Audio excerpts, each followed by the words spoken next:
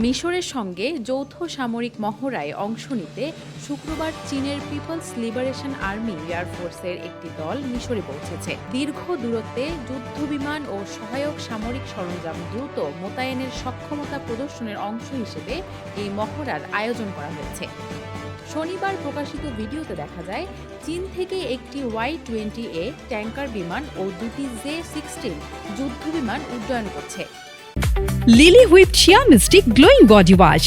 Secret to ultimate glow.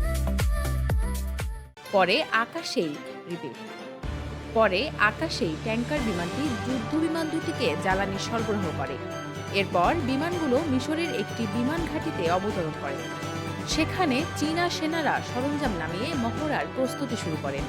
চীন জানিয়েছে প্রায় ৯ ঘন্টা যাত্রায় দুটি মহাদেশ ও ৪টি দেশ অতিক্রম করে এই মোতায়েনের দূরত্ব ছিল ৬,০০০ কিলোমিটারেরও বেশি। যাত্রাপথে বিমানগুলোর ক্রুরা জটিল আবহাওয়ার পরিস্থিতির মুখোমুখি হন।